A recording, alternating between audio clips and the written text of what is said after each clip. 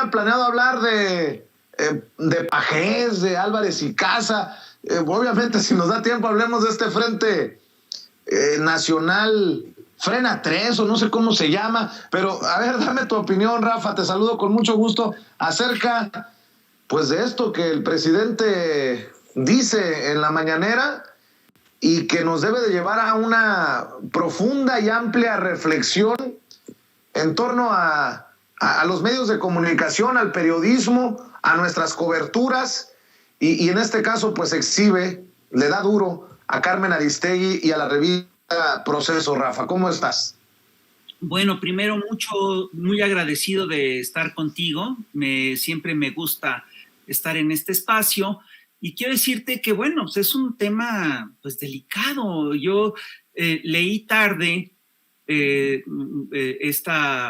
reportaje que publica en Proceso Carmen Aristegui y otros medios, y debo confesar con toda honestidad que me parece un reportaje muy poco riguroso, ¿no? Es decir, es en realidad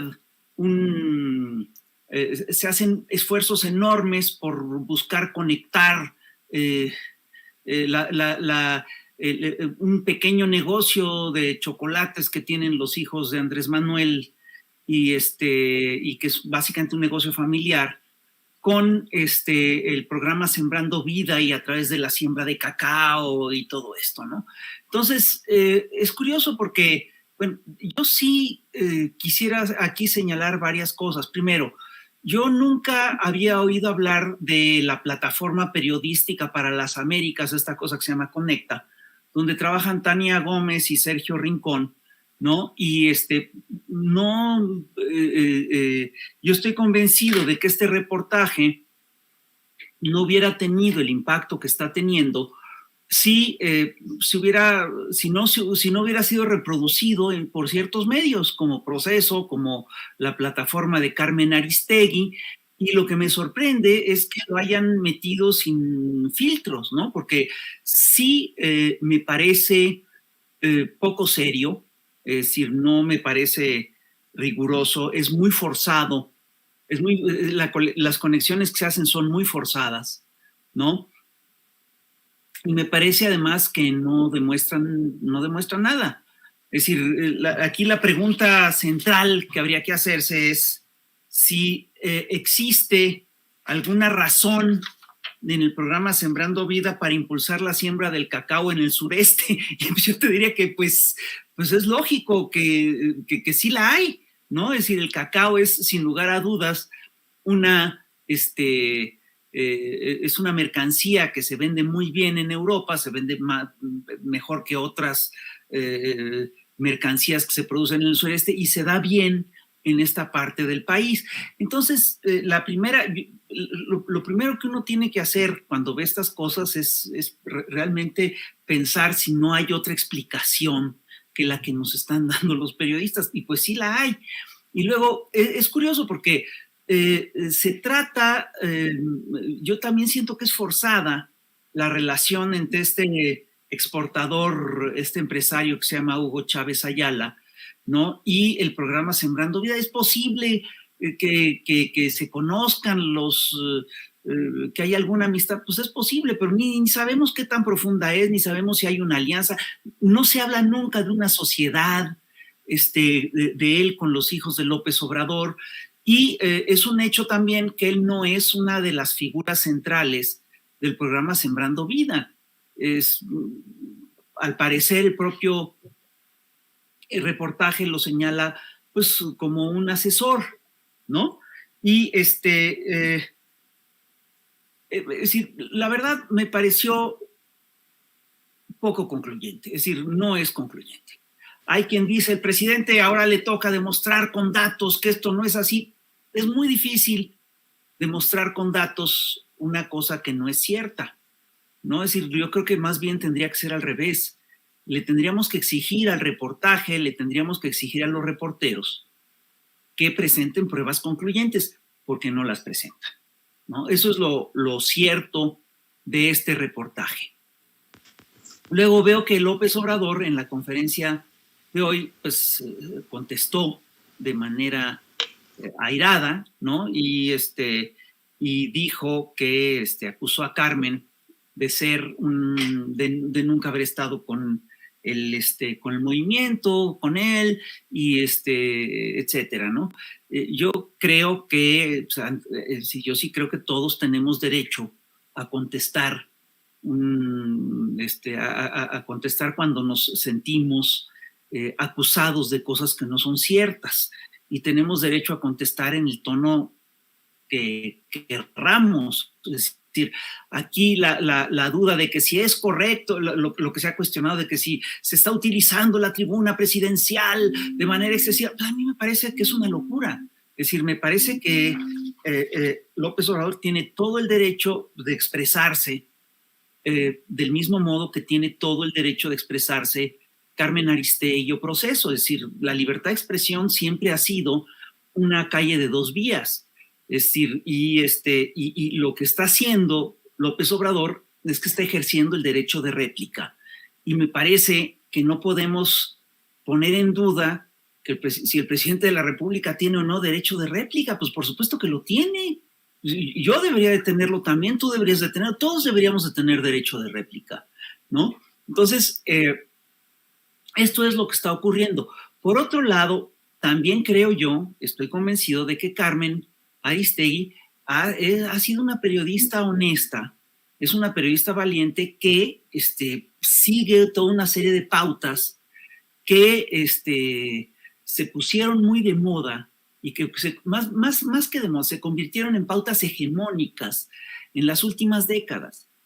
Pautas según las cuales el periodismo era intocable y según las cuales el periodista tenía la obligación de no solamente ser imparcial, sino de verse totalmente imparcial, estar totalmente alejado del poder, estar totalmente alejado de los grupos de interés, etcétera, etcétera, etcétera. Y yo creo que esto es, tú lo tocaste hace unos minutos, cuando dices esto nos obliga a hacer una reflexión sobre lo que es el periodismo y sobre lo que debe de ser el periodismo. Yo creo que, a todos en esta vida, todos los pintores, todos los escritores y también los periodistas, tienen obras notables, obras sensacionales y tienen también trabajos fallidos. Sin lugar a dudas, este reportaje no es de Carmen. Y yo creo que es un error que ella haya publicado en su plataforma un reportaje tan débil. Y es un error porque, entre otras cosas, una de las pocas cosas que le agregan peso a esta nota es el hecho de que ella lo haya puesto en su plataforma. Y me parece un error porque me parece que debilita la seriedad de la plataforma. Pero tampoco me parece que es como para romper lanzas con ella y para lapidarla y para romper todo tipo de trato. Es decir, a mí me parece que es un error. Y me parece que en todo caso, ella estaría obligada, si se casa con el reportaje, estaría obligada a demostrar que efectivamente hay un paralelo entre los hermanos Briviesca y los hijos de López Obrador a partir del tema de las chocolateras, ¿no? Porque lo que me preocupa de este reportaje es que precisamente resuena en hechos que hemos visto en nuestro país y que han sido muy lamentables. Como por ejemplo, el hecho de que durante la administración de Vicente Fox, los hijos de Marta Sagún, los hermanos Briviesca, hicieron grandes negocios con el Estado. Hicieron su empresa Oceanografía, que hizo contratos de miles de millones de pesos con Pemex, ¿no? Contratos que no fueron, que no pasaron por todos los filtros necesarios de la empresa, ¿no? Y que convirtieron a los hermanos Briviesca en multimillonarios en cuestiones de semanas. Aquí lo que habría que preguntarse, ¿estamos realmente ante este caso? ¿Puede haber un paralelo entre el caso de los Briviesca y el caso de la hacienda del cacao en el sureste? Y pues yo ahí sí pediría, es decir, y para hacer este paralelo, yo sí exigiría que me dieran pruebas y que me dieran pruebas creíbles.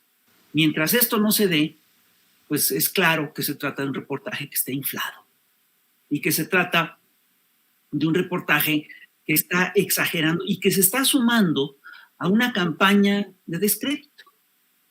Entonces, a mí me preocupa, por supuesto, qué tipo de, regresando al tema que te estaba planteando, me preocupa qué hacemos con cuál es la ruta del periodismo en México, qué vamos a hacer con el periodismo nacional. Me parece que es decir, el periodismo en México ha tenido una evolución muy lenta y muy dolorosa y ha sido muy complicada.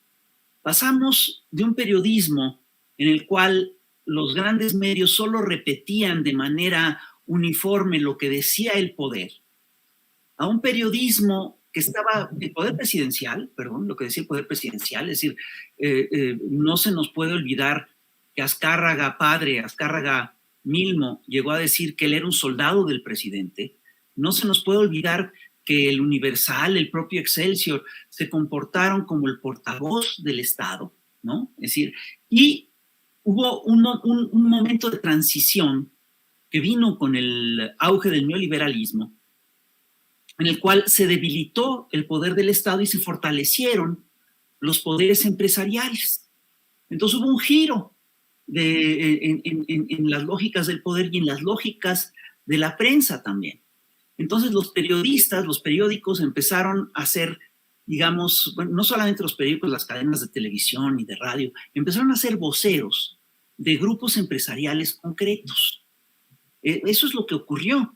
Si tú revisas cómo estaba organizado el periodismo a finales de la era neoliberal, tú vas a ver que había un poco de todo, por supuesto. Había medios independientes, había publicaciones de periodistas, pero los medios más importantes, el grueso de los medios, eran propiedad de grupos de empresarios o de grupos empresariales muy fuertes.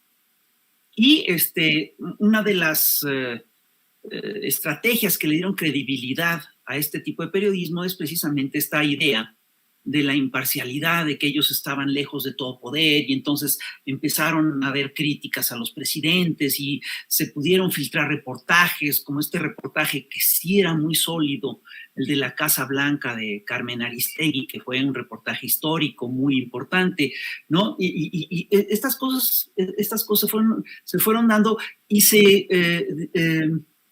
consolidó la figura del periodista independiente que estaba lejos del poder, que actuaba de motu propio, en la búsqueda de la verdad, etcétera, etcétera, etcétera. Hoy en día lo que estamos viviendo es un proceso muy distinto. Lo que está ocurriendo es que, para empezar, hay un cambio de plataformas.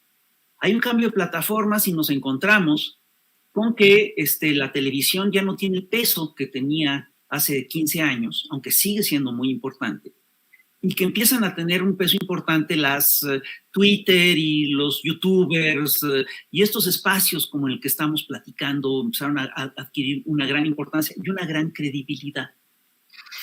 Y al mismo tiempo hubo un cambio en los ejes del poder, ¿no? Porque el modelo neoliberal entró en crisis y con esta crisis entraron también, se pusieron en cuestión todos los valores de la época y hasta los valores periodísticos de la época. Entonces, fíjate que en la era neoliberal se dieron procesos y fenómenos muy curiosos.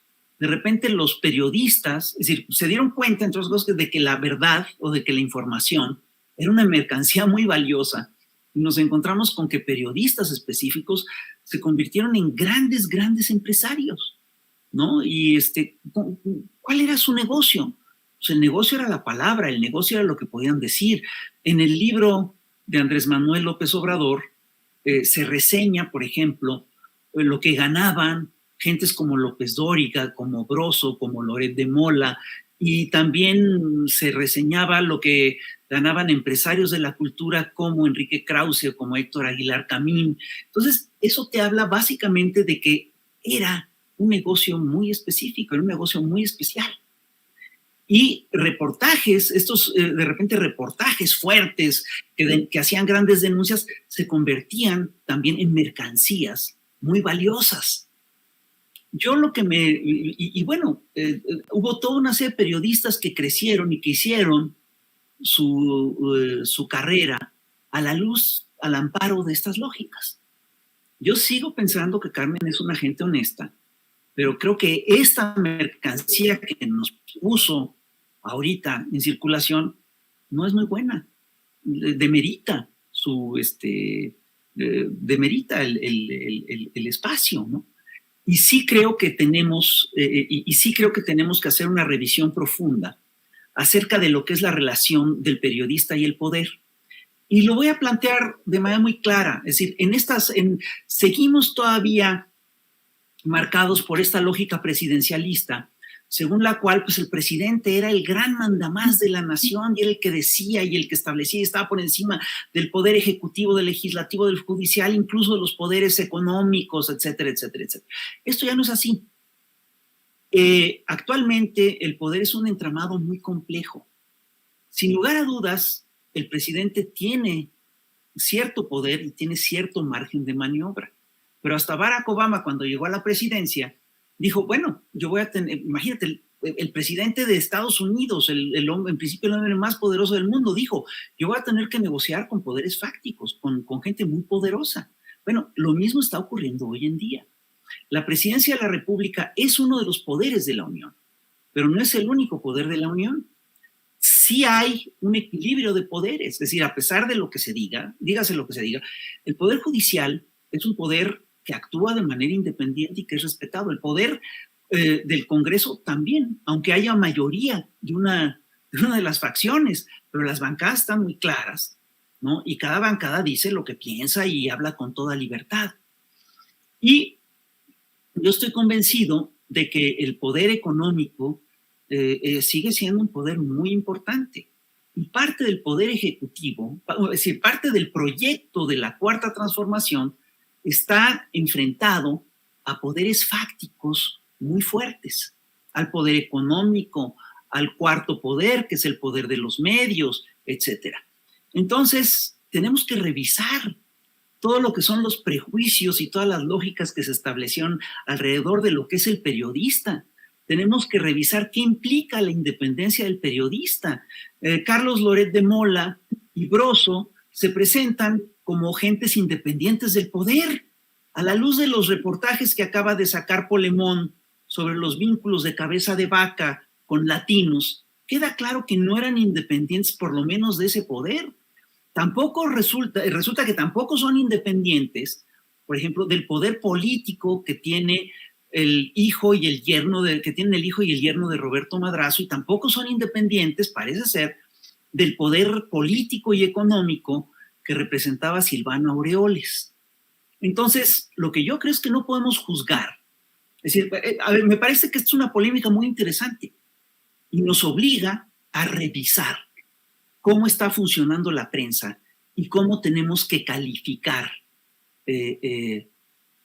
la ética periodística, cómo tenemos que calificar las relaciones de la prensa con el poder, etcétera, ¿no? Es decir, sin lugar a dudas, una parte importantísima, yo me atrevería a decir el grueso de la gran prensa mexicana, sigue claramente vinculada a los poderes fácticos neoliberales. Yo aquí, en este caso, pediría que hiciéramos de entrada una investigación sobre lo que es Conectas, que es esta plataforma periodística para las Américas. ¿Quién financió y quién patrocinó este reportaje? Sigamos el dinero. Y si seguimos el dinero, vamos a encontrar qué intereses están detrás de estos procesos. Yo esto es lo que diría sobre el tema. Y mira cómo son las cosas, Rafa, que lo que también debe de ocuparnos hoy es esta creación, creo yo, no sé si para la burla, para el pitorreo o para también desmenuzar esta creación de un frente civil, Frente Ciudadano, Nacional, no sé cómo le llaman, en el que aparecen los mismos, Álvarez y Casa, Pajés, los mismos de los mismos, Cecilia Soto, y creo que también es importante señalarlo porque tenemos que prestarle atención a la cobertura mediática que se le da a esta creación, esta organización de los abacofirmantes, en su mayoría, Rafael. Claro que sí, mira, no debemos olvidar que un fenómeno parecido ya se dio en México en la década de los 30. Cuando Lázaro Cárdenas ocupó la presidencia de la República, surgieron infinidad de membretes opositores de la derecha. La mayoría desaparecieron en cosa de semanas o meses, ¿no? La gran mayoría. Pero yo recuerdo que cuando hice mi investigación sobre la raíz nazi del Partido de Acción Nacional, me aparecieron, pero decenas, eran como 40 o 50 membretes, ¿no? Y yo creo que estamos en el mismo proceso, estamos ante una oposición que carece de proyecto, que carece de dirigentes, que no carece de cuadros, pero que se encuentra con que estos cuadros están muy desacreditados, ¿no? Es decir, carece de prestigio en ese sentido, y pero tiene dinero y están buscando una marca que pegue entre el público. Lo están viendo, y esto se me hace muy divertido, se me hace muy simpático, como un trabajo mercadotécnico, como si dijeran, bueno, ya la marcha frena no pegó, entonces vamos a hacer el BOA, el Bloque Amplio Opositor. Bueno, ya no pegó el BOA, entonces vamos a hacer el Sí por México. Bueno, ya no pegó el Sí por México, ahora vamos a hacer el Frente Cívico Nacional. Es decir, están buscando una marca. Y es curioso porque sí están procediendo, digamos, como una agencia, como una agencia publicitaria.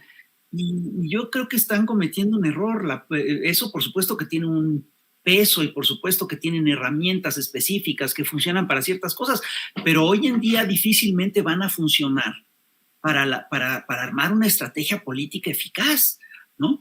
Porque al final de cuentas, lo que la gente va a buscar es qué proyecto político tienen, qué es lo que nos ofrecen. Y si tú revisas qué es lo que nos ofrecen, pues nos ofrecen a una serie de figuras políticas que básicamente representan más de lo mismo, y que lo que representan es un proyecto económico y político que está muy desgastado, que está muy deteriorado, que está muy desacreditado, que saqueó a la nación, que lo que busca es fortalecer el trabajo esclavo y el saqueo. Es un proyecto poco nacionalista. Y hay una cosa que ellos no están viendo, y yo creo que aquí está el centro de su problema. Lo que no están viendo es que lo que está en crisis es el modelo económico neoliberal en su conjunto. Entonces, ¿qué nos ofrecen ellos? Es decir, lo que nos ofrecen ellos es el regreso al saqueo, es la perpetuación de los contratos leoninos con Iberdrola, la perpetuación de estas cosas que hemos estado viendo, de que se hicieron contratos chuecos para rehabilitar las refinerías y que alguien se quedó con el dinero. En fin, son esas lógicas que fueron dominantes en la era neoliberal y que hoy yo creo que ya no funcionan. Pues qué cosas.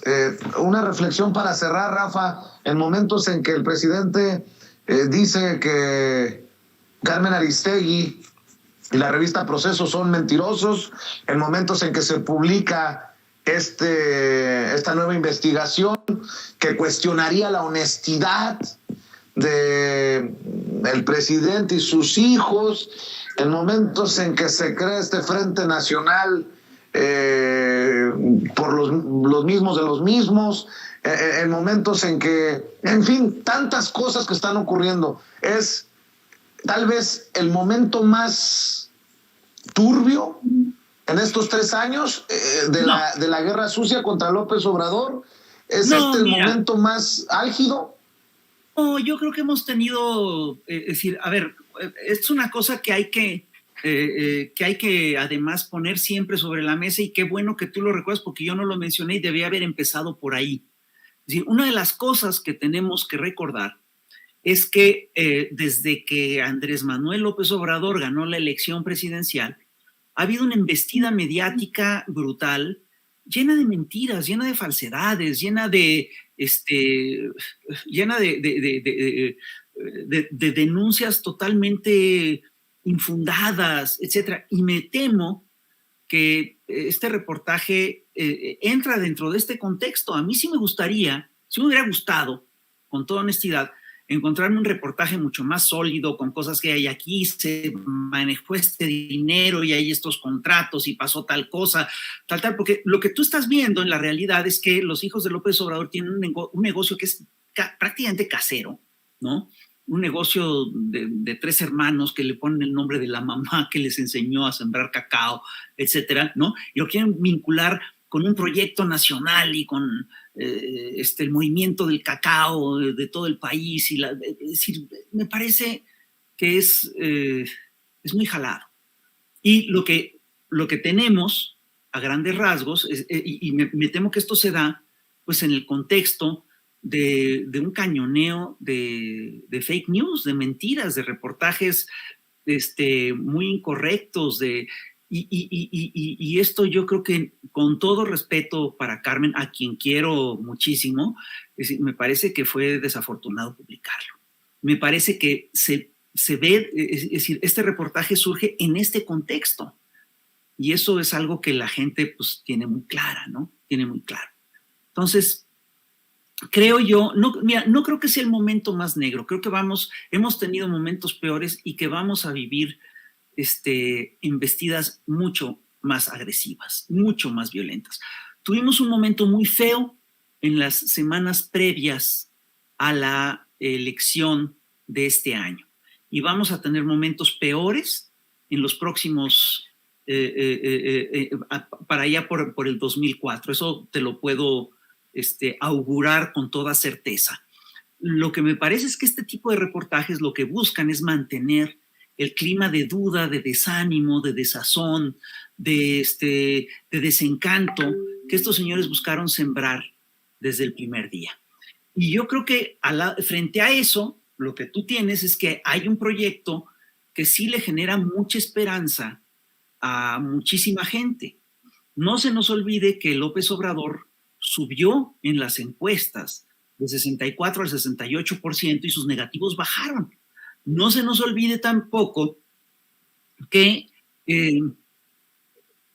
se ha convertido en una figura importante a nivel internacional.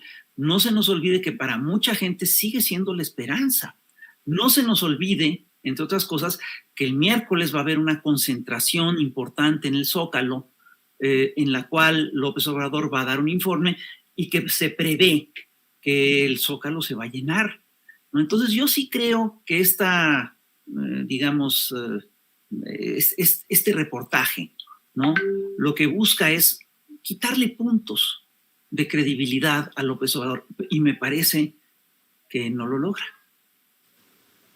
Querido Rafael, tú sabes que siempre aprecio que te des el tiempo para estar con nosotros en Sin Censura. Aprecio siempre tu honestidad. Sé que son situaciones complicadísimas por todo lo que está en juego con las declaraciones del presidente Andrés Manuel López Obrador y este reportaje que publican Proceso y Carmen Aristegui, pero agradezco que sea aquí en donde hables sin pelos en la lengua, y por lo pronto te mando un abrazo, querido Fisgón. Una última cosa que se me pasó a decir, yo estaré en contra, es decir, me parece un error haber publicado este reportaje, pero yo sí defenderé por siempre a cualquiera que publique lo que quiera publicar, ¿no? Como decía Voltaire, yo no estoy de acuerdo con lo que usted está diciendo, pero defenderé hasta la muerte su derecho a decirlo. Y yo creo que es curioso porque el presidente tampoco está poniendo en cuestión este derecho, ¿eh? No está ejerciendo ningún tipo de censura, y esta información sale y pues nadie, sin que nadie la trille ni nada, ¿no?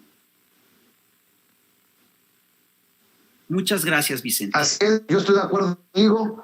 cada quien asuma su responsabilidad. Aquí también asumimos la de nosotros. Te mando un abrazo, Rafael. Te mando varios. Muchas gracias. Cuídate. Es Rafael Barajas, el Fisgón, el querido Fisgón, hablando con nosotros sin censura.